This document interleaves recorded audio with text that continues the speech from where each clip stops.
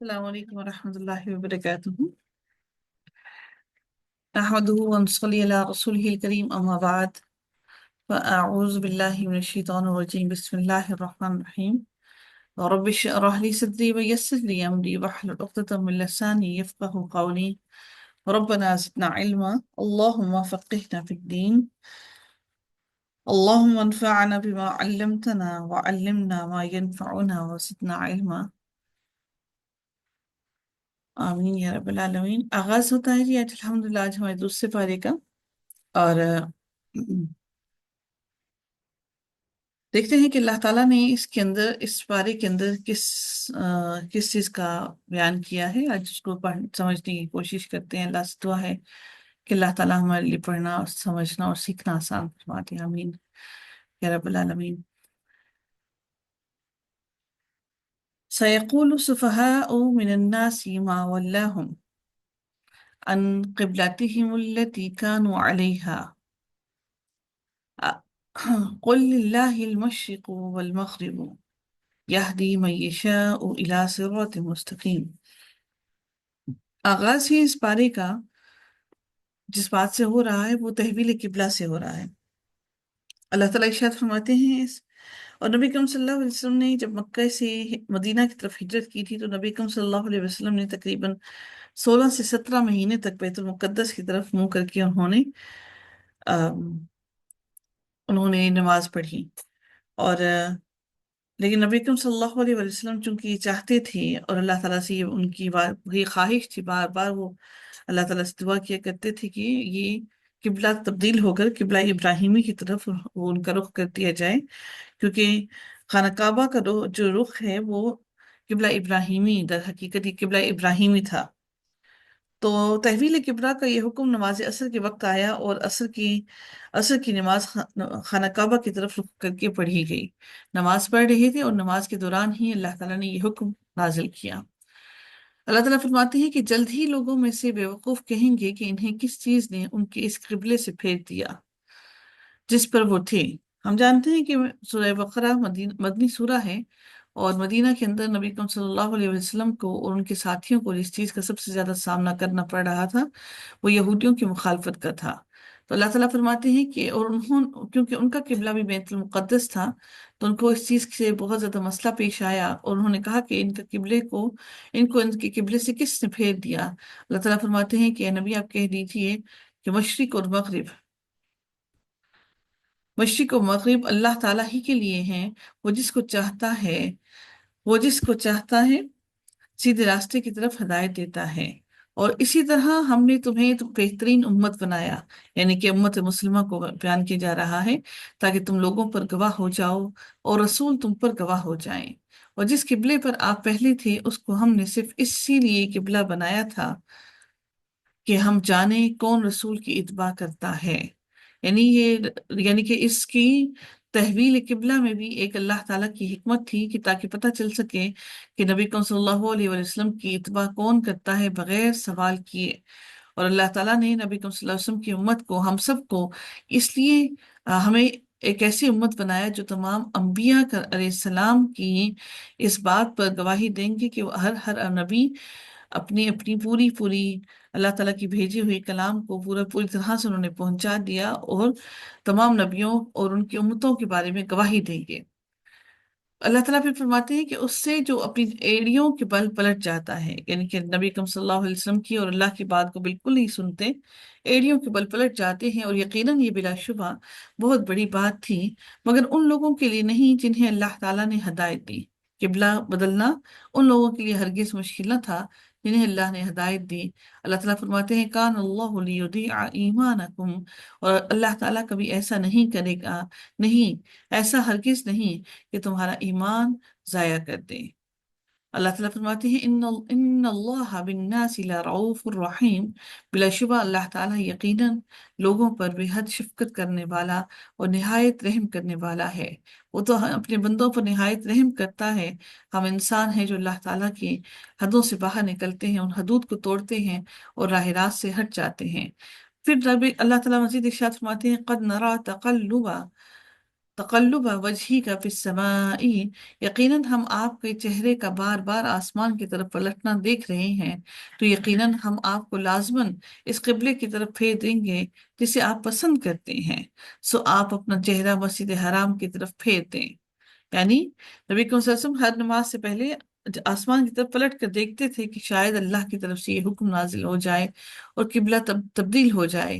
अल्लाह ताला फरमाते हैं, और तुम जहां कहीं भी हो अपने चेहरे को उसी उसी की तरफ फेर लो। यानी नमाज पढ़ रही थी और नमाज के दौरान ही किबला बदल दिया गया। और फिर अल्लाह ताला फरमाते हैं कि और बिलाशुबा वो लोग जिनको किताब दी गई है, अहले किताब की बात की जा रही है, लयअलमून अन्नहुल हक़्क़ु, बेशक वो जानते हैं बिलाशुबा उनके रब की जानिब से ये वाकई हक है। मिर रब्बिहिम वमल्लाहु बिगाफिलिन अम्मा यअमलून, यानी वो लोग जानते थे कि आखिरी नबी का किबला किबला इब्राहिमी होगा, क्योंकि उनकी किताबों में भी अल्लाह ताला ने ये जिक्र कर दिया था कि आखिरी नबी की ये भी निशानी होगी कि उनका किबला किबला इब्राहिमी होगा। अल्लाह ताला फरमाते हैं, और जो अमल तुम करते हो अल्लाह ताला उससे हरगिज हरगिज बेखबर नहीं है। अल्लाह ताला मजीद इरशाद फरमाते हैं कि और यकीनन अगर आप उन लोगों के पास जिन्हें किताब दी गई हर निशानी ले आए, तब भी वो अब आपके किबले की पैरवी नहीं करेंगे, और ना आप किसी सूरत उनके किबले की पैरवी पैरवी करने वाले हैं, और ना वो किसी सूरत एक दूसरे के किबले की पैरवी करने वाले हैं। और यकीनन अगर आपने इसके बाद जो आपके पास इल्म में से आया उनकी ख्वाहिशात की पैरवी की, तब तो यकीनन आप जरूर जालिमों में से होंगे। नबी करीम सल्लल्लाहु अलैहि वसल्लम ने उनको बहुत बारहा बारहा कोशिश की कि अहले किताब समझ जाएं और इस किबले को, जो जो किबला अल्लाह ताला ने उनके लिए मुकर्रर किया है, उसकी तरफ वो भी रुख कर लें। लेकिन अल्लाह ताला फरमाते हैं वो हरगिज आप जितनी मर्जी निशानियां ले आए, वो आपके किबले की तरफ हरगिज नहीं पलटेंगे, बल्कि वो तो चाहते हैं कि आपको आपके दीन से हटाकर आपके पुराने दीन पर वापस ले जाएं, आपको मुशरिक बना दें, या फिर आपको अपने दीन पर डाल दें। तो अल्लाह ताला फरमाते हैं कि आप उनके ख्वाहिशात की पैरवी हरगिज ना कीजिएगा, और आप अपने अल्लाह के रास्ते पर ही चलें। अगर आपने उनके ख्वाहिशात की पैरवी की, तो आप यकीनन जालिमों में से हो जाएंगे। जो वो चाहते हैं वो कर दिया, तो आप जालिमों में से हो जाएंगे, क्योंकि हमने आपको हक और सच दे दिया। अल्लज़ीना आतैनाहुम, जिन लोगों को दी हमने किताब, अल किताबा, यारिफूनहु कमा यारिफून अबनाअहुम व इन्न फरीक़म मिनहुम ला यक्तुमून अल हक़्क़ व हुम यालमून। अल्लाह ताला फरमाते हैं कि वो नबी करीम सल्लल्लाहु अलैहि वसल्लम को ऐसे पहचानते हैं जैसे वो अपनी औलाद अपने बेटों को पहचानते हैं। जैसे मजमे में बेटे खड़े हों तो फौरन अपने बेटों को वो पहचान लें, और क्योंकि अल्लाह ने उनकी किताबों में वाज़ेह लिख कर हर हर निशानी बता दी। और रब कायनात फरमाते हैं, और वाक़ईतन उनमें से एक गिरोह ऐसा भी है जो यकीनन हक को छुपाते हैं, हालांकि वो जानते हैं। एक गिरोह की बात की जा रही है, क्योंकि एक गिरोह उनमें से ऐसा भी था, अहले किताब में से, जो अल्लाह ताला की बात उन्होंने सुन ली, वो मुसलमान हो गए। आपके रब की तरफ से, अल्लाह ताला फरमाते हैं, आपके रब की तरफ से यही हक है, बस आप शक करने वालों में से हरगिज ना हो जाना। और हर एक के लिए एक सिमत है। ये किबले का रुख अल्लाह ताला ने सिर्फ इसलिए किया, एक सिमत बता दी कि सब इस सिमत की तरफ मुड़कर अल्लाह की तरफ रुख करें और इबादत करें। इससे बढ़कर किबले की कोई अहमियत नहीं है। जिसकी तरफ वो मुंह फेरने वाला है, सो यकीनन एक दूसरे से आगे बढ़ो। तुम जहां कहीं भी होगे, अल्लाह ताला तुम्हें इकट्ठा करके ले आएगा। यकीनन अल्लाह ताला हर चीज पर पूरी तरह कुदरत रखने वाला है। वमिन हैथु खरजता फवल्ली वजहका, और आप जहां से भी निकलें तो अपना चेहरा मस्जिद हराम की तरफ फेर लें। और यकीनन आपके रब की जानिब से बिलाशुबा वो हक है, और जो भी तुम अमल करते हो अल्लाह ताला उससे हरगिज हरगिज गाफिल नहीं है।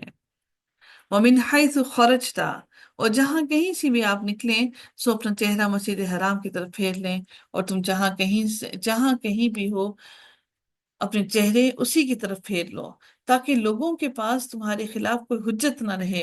वो ये ना सोचे कि नबी, अल्लाह ताला का फेरने का हिकमत ये भी थी कि कहीं वो ये ना सोचे कि नबी दीन तो हमारा ही फॉलो कर रहे हैं, लेकिन उसमें उन्होंने रद्द बदल कर ली। अल्लाह ताला ने अल्लाह ताला ने मुसलमानों का किबला भी अहले यहूद से और अहले جو نصاری ہیں ان دونوں سے تبدیل کر دیا۔ مگر ان میں سے جن لوگوں نے ظلم کیا، چنانچہ تم ان سے مت ڈرو، بخشونی اور ڈرو مجھ سے، والی اتم نعمتی علیکم، اور تاکہ میں تم پر اپنی تمام کی تمام نعمتوں کو پوری کر دوں، اور تاکہ تم ہدایت پا جاؤ۔ کما ارسلنا فیکم رسولا منکم، جیسا کہ ہم نے تمہارے درمیان تم ہی میں سے ایک رسول بھیجا ہے، یتلو علیکم آیاتنا ویزکیکم ویعلمکم، جو تم پر ہماری آیات تلاوت کرتا ہے اور تمہیں پاک کرتا ہے، کس سے؟ تمہارے گناہوں سے تمہیں پاک کرتا ہے، اور تمہیں کتاب و حکمت کی تعلیم دیتا ہے۔ اس قرآن کے اندر کتاب اور قرآن کے اندر اللہ تعالیٰ نے حکمتیں بیان کی ہیں، اور جو انسان کی عقل اور شعور کو بار بار پکارتی ہیں اور انسان کو سمجھنے پر مجبور کرتی ہیں۔ اور پھر اللہ تعالیٰ فرماتے ہیں اور تمہیں وہ نبی وہ کچھ سکھاتا ہے جو تم نہیں جانتے۔ فَاذْكُرُونِي اذْكُرْكُمْ وَاشْكُرُوا لِي وَلَا تَكْفُرُونَ، لہٰذا تم مجھے یاد کرو، میں تمہیں یاد رکھوں گا، اور میرا شکر ادا کرو اور میری ناشکری مت کرو۔ اللہ تعالیٰ ہمیں کیسے، ہم اگر اللہ تعالیٰ کا ذکر اکیلے بیٹھ کے کریں گے تو اللہ تعالیٰ بھی ہمارا ذکر اکیلے کریں گے، اگر ہم اللہ تعالیٰ کا ذکر محفل میں کریں گے تو اللہ تعالیٰ ہمارا بھی ذکر اپنی محفلوں میں کرے گا، اور یقیناً اللہ کی محفلیں ہماری محفلوں سے کئی گنا اچھی ہیں۔ اللہ تعالیٰ ہمارا ذکر اپنے فرشتوں کے ساتھ کرے گا، سبحان اللہ۔ اللہ تعالیٰ ہمیں ان لوگوں میں شامل کرے جن کا ذکر اللہ تعالیٰ آسمان میں بلند کرتا ہے۔ یا ایہا الذین آمنوا استعینوا بالصبر والصلاۃ، اے ایمان والو صبر اور نماز کے ساتھ مدد طلب کرو، ان اللہ مع الصابرین، یقیناً اللہ تعالیٰ صبر کرنے والوں کے ساتھ ہے۔ صبر یہ نہیں کہ جب آپ کے اوپر مصیبت آ جائے اور جب سارے واویلے مچا دیے جائیں تو پھر صبر کیا جائے، بلکہ صبر تو وہ ہے جو اسی لمحے کیا جائے۔ اللہ تعالیٰ مزید ارشاد فرماتے ہیں وَلَا تَقُولُوا لِمَن يُقْتَلُ، اور جو اللہ تعالیٰ کی راہ میں مارے جائیں تم انہیں مردہ نہ کہو بلکہ وہ زندہ ہیں، لیکن تم اس کا شعور نہیں رکھتے۔ زندہ وہ اپنی قبروں میں ہرگز نہیں ہیں، وہ عالم برزخ کے اندر زندہ ہیں۔ وہ یہ نہ سمجھے کہ وہ اپنی قبروں میں زندہ ہیں، وہ ہمیں سن رہے ہیں، بلکہ وہ عالم برزخ کے اندر زندہ ہیں۔ اور اللہ تعالیٰ فرماتے ہیں کہ اور اللہ تعالیٰ نے قرآن میں آگے ارشاد فرمایا کچھ آگے اگلی آیات میں کہ وہ ہماری طرف سے رزق دیے جاتے ہیں۔ اللہ تعالیٰ ان کو مسلسل رزق دے رہا ہے، اور ان کی روحیں پرندوں کی شکل میں پرندوں کی شکل میں جنت میں جاتی ہیں اور سارا دن وہاں پر چگتی ہیں، اور واپس رات کو آ کر اپنی قندیلوں میں بیٹھ جاتی ہیں۔ سبحان اللہ۔ اللہ تعالیٰ ہم سب کو بھی شہادت کی موت عطا فرمائے، ایمان پر زندگی عطا کرے، اور ایمان پر ہی خاتمہ نصیب فرمائے۔ وَلَنَبْلُوَنَّكُمْ بِشَيْءٍ مِّنَ الْخَوْفِ، اللہ تعالیٰ فرماتے ہیں یقیناً ہم تمہیں خوف اور بھوک سے، مالوں جانوں اور پھلوں کے نقصان میں سے کسی نہ کسی چیز سے ضرور آزمائیں گے۔ اللہ تعالیٰ کی یہ آزمائش اللہ نے واضح فرما دی کہ قرآن کے اندر کہ ہر انسان کو آزمایا جائے گا، اور پھر اللہ تعالیٰ فرماتے ہیں اس آزمائش کے بعد کہ اور صبر کرنے والوں کو آپ خوشخبری دے دیں۔ جو اللہ کی آزمائش کے بعد صبر کرتے ہیں ان کو خوشخبری دے دیں۔ کس بات کی خوشخبری دے دیں؟ جنت کی خوشخبری دے دیں۔ الذین اذا اصابتهم مصیبہ، اور وہ لوگ کہ جب کوئی مصیبت ان پر آتی ہے تو وہ کہتے ہیں بے شک ہم اللہ تعالیٰ کے لیے ہیں، اور بے شک ہم اسی کی جانب لوٹ کر جانے والے ہیں۔ قالوا انا للہ وانا الیہ راجعون، آپ کی کوئی چیز گم ہو جائے تب بھی وہ آپ کے اوپر مصیبت آزمائش ہے اللہ تعالیٰ کی طرف سے، تب بھی یہی دعا کریں، اور اس دعا کے کرنے سے نہ صرف آپ کو چیز مل جاتی ہے بلکہ آپ کے درجات میں بھی اضافہ کر دیا جاتا ہے۔ اللہ تعالیٰ ایسے لوگوں کے بارے میں اللہ نے خاص طور پر فرمایا جب کسی مصیبت میں آتے ہیں تو فوراً یہ کہہ اٹھتے ہیں انا للہ وانا الیہ راجعون اولئک علیہم صلوات من ربہم، پھر اللہ تعالیٰ فرماتے ہیں یہی لوگ ہیں جن پر ان کے رب کی طرف سے کئی مہربانیاں اور بڑی رحمت ہے، اور یہی لوگ ہدایت پانے والے ہیں۔ یقیناً صفا اور مروہ، ان الصفا والمروہ من شعائر اللہ، یقیناً صفا اور مروہ اللہ تعالیٰ کی نشانیوں میں سے ہیں۔ شعائر اللہ وہ ہیں، شعائر ان کو کہتے ہیں جو انسان کے ایمان کے لیے، انسان کے دین کے لیے جن چیزوں کو اللہ نے نشانیاں بنا دیا، وہ تمام چیزیں شاعر اللہ ہیں۔ ان میں ہمارا نماز، روزہ، زکوٰۃ، حج، مسجدیں، یہ تمام کی تمام ہمارے دین کی علامتیں ہیں، تو یہ سب شاعر اللہ میں شامل ہیں۔ تو اللہ تعالیٰ نے صفا اور مروہ کو بھی ایسے ہی شاعر اللہ بنایا، اللہ نے ان کو نشانیاں بنایا۔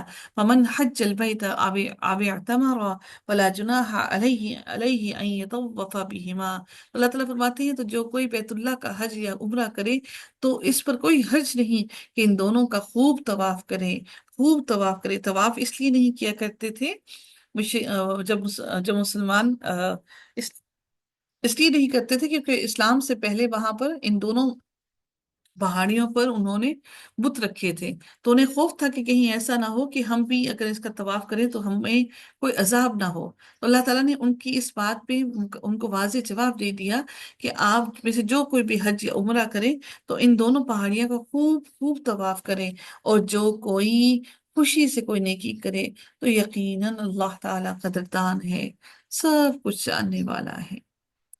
ان الذين يكتمون ما انزلنا من البينات والهدى من بعد ما بيناه للناس في الكتاب۔ اللہ تعالیٰ فرماتے ہیں بے شک جو لوگ واضح دلیلوں اور ہدایت کو چھپاتے ہیں جس کو ہم نے نازل کیا اس کے بعد کہ ہم نے اس کو لوگوں کے لیے کتاب میں کھول کر بیان کر دیا ہے، وہی لوگ ہیں، وہی لوگ ہیں جن پر اللہ تعالیٰ لعنت کرتا ہے، اور تمام لعنت کرنے والے بھی ان پر لعنت کرتے ہیں۔ جو اللہ تعالیٰ کی باتوں کو چھپاتے ہیں، جو حق اور سچ کو نہیں بتاتے، حق اور باطل کو ملا دیتے ہیں، اللہ تعالیٰ نے ان لوگوں پر لعنت کی ہے۔ نہ صرف اللہ کی لعنت بلکہ فرشتوں کی اور تمام کی تمام کائنات کی ہر چیز کی ان پر لعنت کی گئی ہے۔ پھر اللہ تعالیٰ فرماتے ہیں اِلَّا الَّذِينَ تَابُوا وَأَصْلَحُوا وَبَيَّنُوا فَأُولَٰئِكَ أَتُوبُ عَلَيْهِمْ۔ اور مگر جن لوگوں نے توبہ کی اور اصلاح کر لی اور کھول کر بیان کر دیا تو یہی لوگ ہیں جن کی توبہ بھی قبول کرتا ہے، اور میں ہی بہت توبہ قبول کرنے والا، نہایت رحم کرنے والا ہوں۔ ان الذین کفروا وماتوا وهم کفار، اب ان کی بات ہو رہی ہے جو کافر ہی مر گئے، جو ایمان لائے ہی نہیں۔ یقیناً جن لوگوں نے کفر کیا اور مر گئے اس حال میں کہ وہ کافر تھے، وہی لوگ جن پر اللہ تعالیٰ کی، فرشتوں کی اور تمام لوگوں کی لعنت ہے۔ کافروں پر بھی لعنت کر دی گئی۔ لعنت سے مراد کیا ہے کہ وہ اللہ تعالیٰ کی رحمت سے ہی محروم کر دیے گئے، وہ بہت دور پھینک دیا گیا اللہ کی رحمت سے ہی ان کو، بلکہ اللہ تعالیٰ کے عذاب کا شکار ہوئے اور لعنت کر دی گئی ان پر۔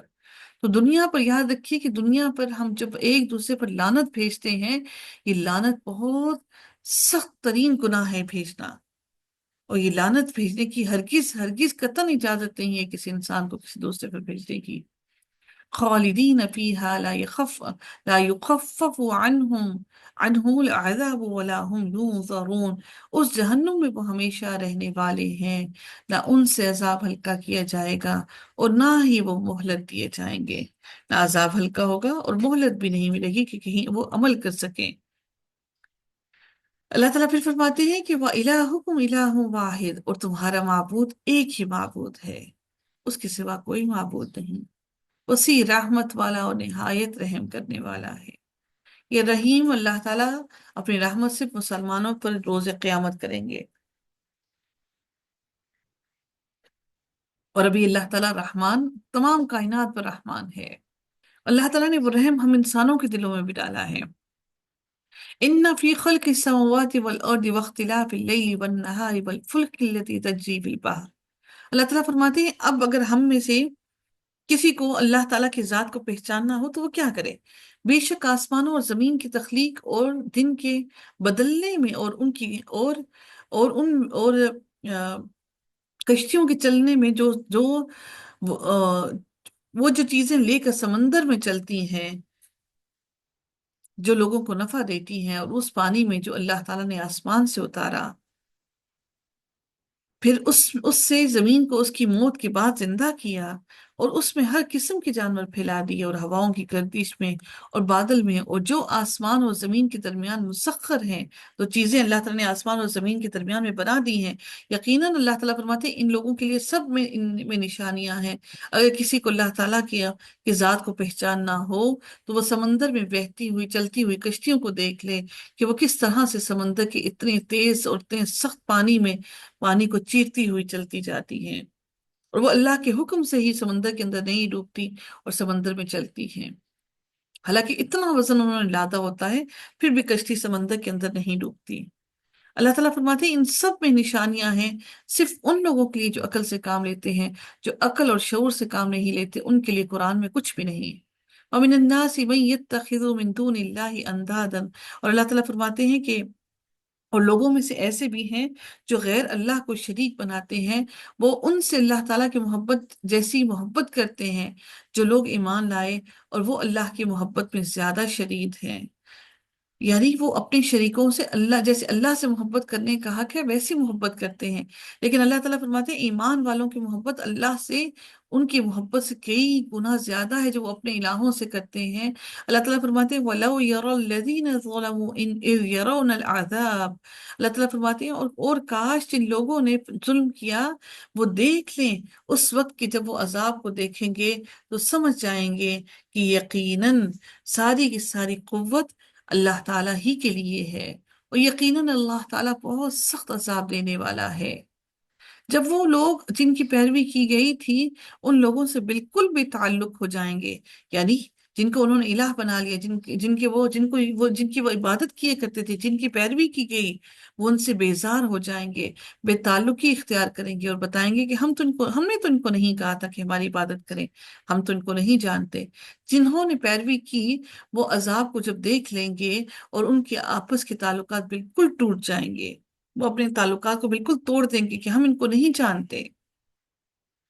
وقال الذين اتبعوا لو ان لنا، اور جن لوگوں نے پیروی کی تھی، جو پیروی کرنے والے تھے، جو مشرک تھے، جو دوسرے الہ بنا کر بیٹھے تھے، جنہوں نے پیر فقیر بنا لیے، جب وہ دیکھیں کہ ان کے پیر فقیر سارے ہی ان سے بری الذمہ ہو گئے ہیں، بیزار دکھائی دے رہی ہیں کہ کہیں ان کی عبادت کی وجہ سے اللہ ہمیں نہ پکڑ لے، تو وہ اللہ سے ایک خواہش کریں گے کہ کاش ہمارے لیے ایک بار دنیا میں دوبارہ لوٹ جانا ہو، تو ہم ان سے بالکل بے تعلق ہو جائیں گے جیسا کہ وہ ہم سے آج بے تعلق ہو گئے۔ اس طرح انہیں اللہ تعالیٰ ان کے اعمال انہی پر حسرتیں بنا کر دکھائے گا، اور وہ جہنم کی آگ سے کسی صورت نہیں نکلنے والے نہیں۔ یا ایہا الناس، اللہ تعالیٰ سارے لوگوں کو بیان پکارتے ہوئے فرماتے ہیں اے لوگوں اس میں سے کھاؤ جو زمین میں ہے حلال اور پاکیزہ، تم شیطان کے قدموں کی پیروی مت کرو، یقیناً وہ تمہارا کھلا دشمن ہے، وہ تمہیں برائی اور بے حیائی کا حکم دیتا ہے۔ سب سے پہلا کام جب شیطان انسان کے اندر ڈالتا ہے وہ بے حیائی کا کام ڈالتا ہے۔ ہم خواتین جو فیشنز کرتی ہیں تو اپنے فیشن میں سب سے پہلی بات یہ ضرور دیکھ لیں کہ ہم فیشن جو کر رہے ہیں کیا ہمارا سینہ، ہمارا سر ڈھکا ہوا ہے، ہمارے کپڑے اور ہمارا لباس کہیں ایسا تو نہیں کہ وہ کہیں بے حیائی کی طرف تو نہیں جا رہا، کیونکہ شیطان سب سے پہلا جو حکم دیتا ہے انسان کو، جو سب سے پہلا کام کرواتا ہے وہ بے حیائی کا کام کرواتا ہے۔ ہم نے دیکھا کہ جس طرح سے آدم علیہ السلام نے بھی جب اس پودے کو، اس پھل کو کھا لیا تو ان کے کپڑے اتر گئے، جنت کا لباس اتر گیا۔ شیطان کی سب سے پہلی کوشش بے حیائی کو عام کرنا ہے۔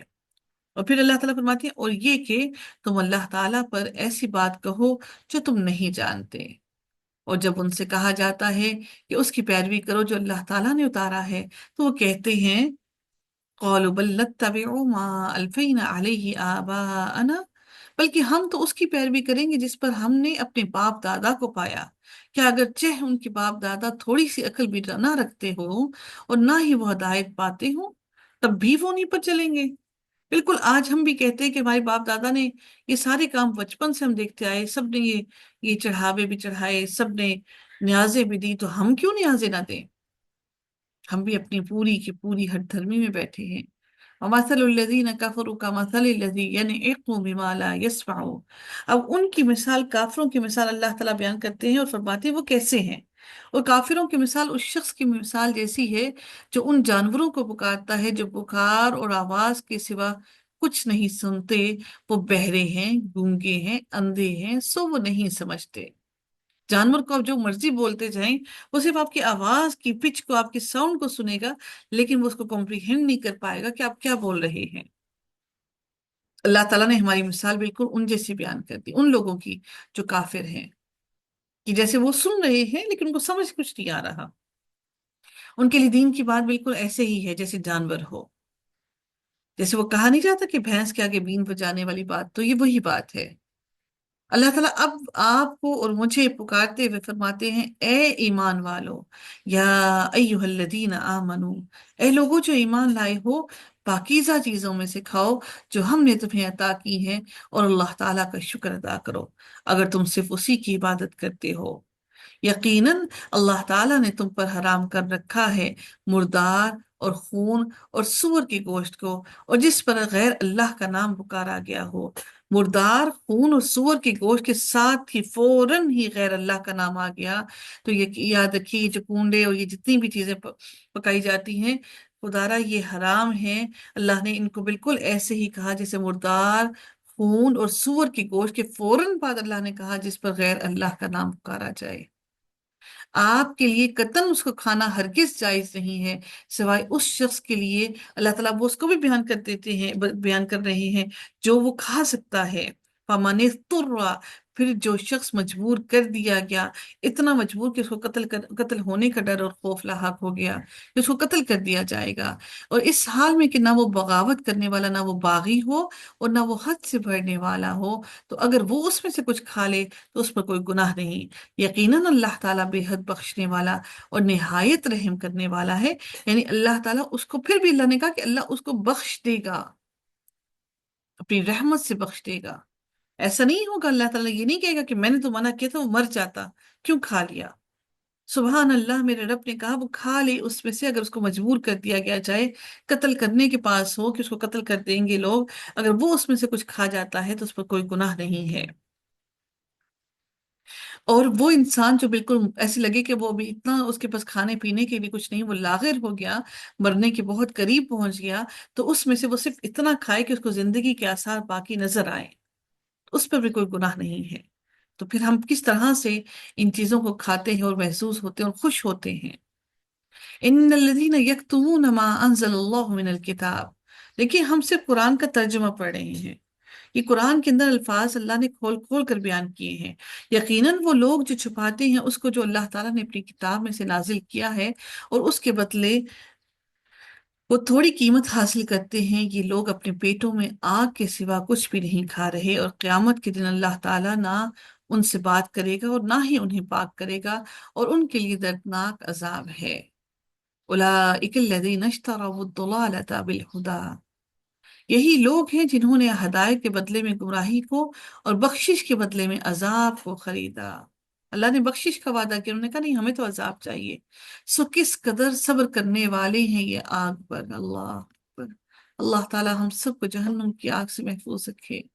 وما اصبرهم علی النار ذالک بأن اللہ نزل الکتاب بالحق، یہ کہ اللہ تعالیٰ نے اس کتاب کو یقیناً حق کے ساتھ نازل فرمایا ہے، اور وہ لوگ جنہوں نے اس کتاب میں اختلاف کیا، بلا شبہ وہ بہت دور کی مخالفت میں ہیں، وہ ہدایت کے قریب بھی نہیں آئیں گے۔ نیکی کو اللہ تعالیٰ فرماتے ہیں نیکی یہی نہیں ہے کہ تم اپنے چہرے مشرق کی طرف اور مغرب کی طرف پھیر دو، یعنی کہ تمہارا صرف قبلہ کا رخ ہی تبدیل کر لینا اور نمازیں پڑھنا ہی کافی نہیں نیکی حاصل کرنے کے لیے، لیکن اصل نیکی اس کی ہے جو آدمی اللہ تعالیٰ پر، آخرت کے دن پر، فرشتوں پر، اس کتاب پر اور نبیوں پر ایمان لائے۔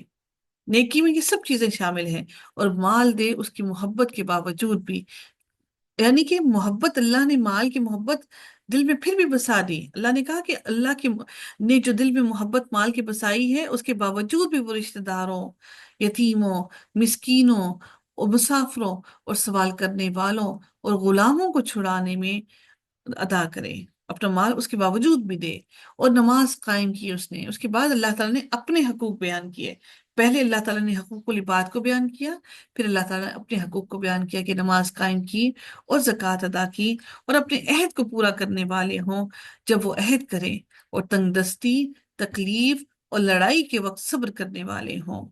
یہی لوگ ہیں جنہوں نے سچ کہا، اور یہی متقی لوگ ہیں۔ اے لوگوں جو ایمان لائے ہو، تم پر مقتولوں کا بدلہ لینا فرض کر دیا گیا ہے۔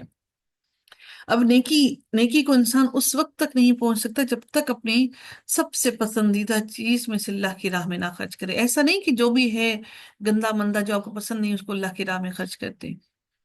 اب یہاں پر اگلی آیت کے اندر قصاص کی بات کی جا رہی ہے۔ اللہ تعالیٰ فرماتے ہیں کہ اے لوگوں جو ایمان لائے ہو، تم پر مقتولوں کا بدلہ لینا فرض کر دیا گیا ہے۔ پہلے کوئی اگر غلام مر جاتا، مار دیا جاتا، تو اس کے بدلے آزاد کو قتل کر دیتے۔ اگر عورت کا قتل ہوتا تو اس کے بدلے گھر کا سربراہ مرد کو قتل کر دیا جاتا۔ تو اللہ تعالیٰ نے اس قانون کو بتا دیا کہ اب قتل تم نے کس کو، اگر کوئی قتل کر دے تو اس کے بدلے تم نے کس کو قتل کرنا ہے۔ آزاد کے بدلے وہی آزاد قاتل، اور غلام کے بدلے وہی غلام قاتل، اور عورت کے بدلے وہی قاتلہ عورت قتل ہوگی۔ پھر جس کو اپنے بھائی سے کچھ معافی مل جائے، یعنی کہ جس کا بھائی قتل ہو جائے، اس سے اگر کوئی معافی مل جائے تو معروف طریقے سے پیچھا کرنا، اور خوبی کے ساتھ اس کو دیت ادا کرنا، یعنی کہ اس کو اس کی پیمنٹ کر دینا۔ یہ اللہ نے آسانی کی ہے، یہ تمہارے رب کی طرف سے ایک طرح کی آسانی اور مہربانی ہے۔ پھر جو اس کے بعد جس نے زیادتی کی، یعنی کہ دیت لینے کے بعد اگر کسی نے زیادتی کی تو اس کے لیے دردناک عذاب ہے۔ دیت بھی لے لی، معافی نامہ بھی کر لیا کہ لوگوں کو دکھانے کے لیے معاف کر دیا، اور پھر مارنا شروع کر دیا، قتل کر دیا، تو ہرگز اللہ اس کو معاف نہیں کرے گا۔ اور تمہارے لیے اے عقل والوں لینے میں ایک طرح کی زندگی ہے تاکہ تم بچ جاؤ، یعنی کہ نسلوں کی نسلیں تباہ نہ ہو جائیں، اس لیے قصاص میں اللہ تعالیٰ نے زندگی رکھ دی ہے۔ تو وہ جو پوری پوری نسلیں تباہ ہو جاتی تھی، پورا پورا خاندان مار دیا جاتا تھا، اللہ تعالیٰ نے اس سے بچا لیا۔ کتب علیکم اذا حضر احدکم، تم پر فرض کیا گیا ہے جب تم میں سے کسی ایک کو موت آئے۔ اب یہ وصیت کی بات کی جا رہی ہے، یہ اس وقت تک جب تک کہ اللہ تعالیٰ نے قوانین نازل نہیں کیے تھے کہ کس کے حصے میں کتنا کتنا ترکہ آنا چاہیے۔ تو اللہ تعالیٰ نے اب الحمدللہ اللہ تعالیٰ نے اس کے بعد تمام کا ترکہ خود ہی بتا دیا، مقرر کر دیا کہ کس کس کے حصے میں کتنا کتنا ترکہ آئے گا، تاکہ کوئی کسی کے بھی کسی سے زیادتی نہ ہو۔ تم پر فرض کیا گیا ہے جب تم میں سے کسی ایک کو موت آئے، اگر اس نے کچھ مال چھوڑا تو والدین اور رشتہ داروں کے لیے اچھے طریقے سے وصیت کرنا ہے۔ متقی لوگوں پر لازم ہے یہ۔ پھر جو اسے بدلے، یعنی کہ اس وصیت کو بدلے اس کے بعد کہ اسے سن چکا ہو، تو یقیناً اس کا گناہ انہی لوگوں پر ہے جو اس کو بدلنے والے ہیں۔ یقیناً اللہ تعالیٰ سب کچھ سننے والا اور جاننے والا ہے۔ لیکن جو مر گیا اس کے ذمہ اس کا کوئی گناہ نہیں، کیونکہ اس نے اپنی وصیت لکھ دی تھی۔ فَمَنْ خَافَ مِن مُوصٍ جَنَفًا، پھر اللہ تعالیٰ اب اس کے بارے میں بیان کرتے ہیں کہ اگر تمہیں یہ ڈر اور خوف ہو کہ وصیت ایک طرف ڈھلکی ہوئی اور کسی ایک کی جانب ہے اور دوسروں کی حق تلفی کی گئی ہے، تو اللہ تعالیٰ نے وہاں پر اس کے لیے بیان کیا کہ کوئی گناہ نہیں ہے کہ اگر تم اس وصیت کے اندر اصلاح کر دو، تو اس پر کوئی گناہ نہیں۔ یقیناً اللہ تعالیٰ بے حد بخشنے والا ہے۔ اے لوگوں جو ایمان لائے ہو، لکھ دیا گیا ہے تم پر جیسے ان لوگوں پر فرض کیا گیا تھا جو تم سے پہلے تھے، کہ تم روزہ رکھو تاکہ تم بچ سکو، پرہیزگاری اختیار کر سکو۔ اللہ تعالیٰ نے روزے نہ صرف مسلمانوں پر بلکہ ان سے پہلے بھی امتوں پر فرض کیے تھے۔ یہ اللہ تعالیٰ ان روزوں کے بارے میں فرماتے ہیں کہ یہ چند گنے ہوئے دنوں میں پھر جو کوئی تم میں سے مریض ہو یا کسی سفر پر ہو تو دوسرے دنوں سے تعداد پوری کرنا ہے ان روزوں کی، اور ان لوگوں پر جو اس کی طاقت رکھتے ہوں فدیہ دینا ہے۔ فدیہ کیا ہے؟ ایک مسکین کا کھانا ہے۔ پھر جو خوشی سے کوئی نیکی کرے تو اس کے لیے بہتر ہے، اور یہ کہ تم روزہ رکھو تمہارے لیے زیادہ بہتر ہے۔ فدیہ دینے سے زیادہ بہتر ہے کہ تم روزہ رکھو، لیکن روزہ پھر فرض کر دیا گیا کہ، اور پھر یہ فدیہ دینا نہیں کہا گیا کہ صرف فدیہ ہی دے دو، کیونکہ یہ ابھی نیا نیا ان کے اندر عادت پڑ رہی تھی، اس لیے ان کو فدیہ دینے کی بھی اجازت دی گئی۔ پھر اللہ تعالیٰ ارشاد فرماتے ہیں کہ رمضان کا مہینہ وہ ہے جس میں قرآن نازل کیا گیا۔ اب رمضان کی برکتیں بیان کر رہے ہیں، روزہ بھی رمضان میں رکھا جاتا ہے، اب رمضان کی برکتیں بیان ہو رہی ہیں کہ رمضان کا مہینہ وہ ہے جس میں قرآن نازل کیا گیا، جو انسانوں کے لیے ہدایت ہے، اور ہدایت کی اور حق اور باطل کا فرق کرنے کی واضح دلیلیں ہیں اس قرآن کے اندر۔ تو تم میں سے جو کوئی اس مہینے میں حاضر ہو تو اس کو چاہیے کہ وہ اس مہینے میں روزے رکھے، اور جو کوئی بیمار ہو یا کسی سفر پر ہو تو دوسرے دنوں سے اس کی تعداد پوری کرے۔ اللہ تعالیٰ تمہارے لیے آسانی کا ارادہ رکھتا ہے اور تم پر تنگی کا ارادہ نہیں رکھتا، اور تاکہ تم تعداد پوری کر سکو، اور تم پر اللہ تعالیٰ کی بڑائی بیان کرو، اور تم اس پر اللہ کی بڑائی بیان کرو جو اس نے تمہیں ہدایت دی ہے۔ جو ہدایت اللہ نے دی اس پر اللہ کا شکر ادا کرو، اور تاکہ تم شکر گزار بنو، یہ نہ ہو کہ تم لوگوں کو یہ بتاتے پھرو کہ تم دین پر ہو، ایمان پر ہو، اور باقی سارے بھٹکے ہوئے ہیں۔ یہ اللہ کی رحمت سے ہم دین پر ایمان پر چل رہے ہیں، اگر اس کی رحمت نہ ہو تو ہم بھی انہیں بھٹکے ہوئے لوگوں میں شامل ہوں۔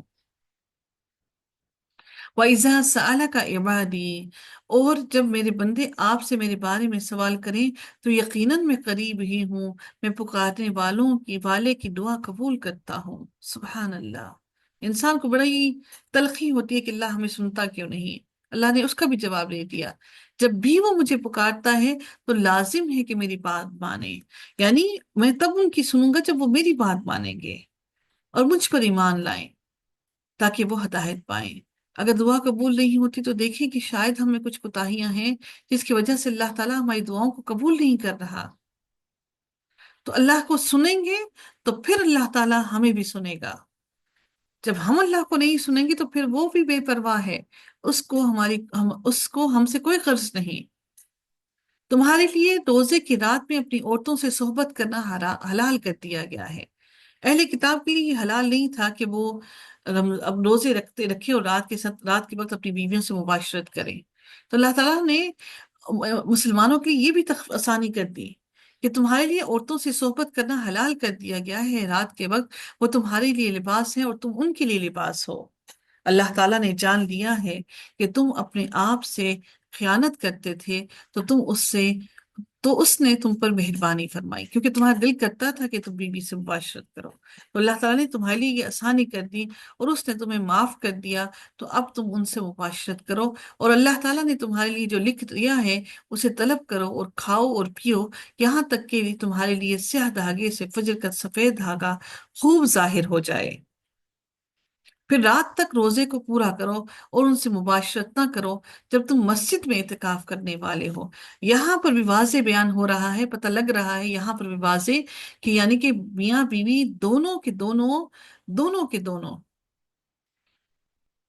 دونوں مسجد میں اعتکاف کریں۔ اب دیکھیں، یعنی کہ مسجد میں تم اعتکاف کی حالت میں ہو،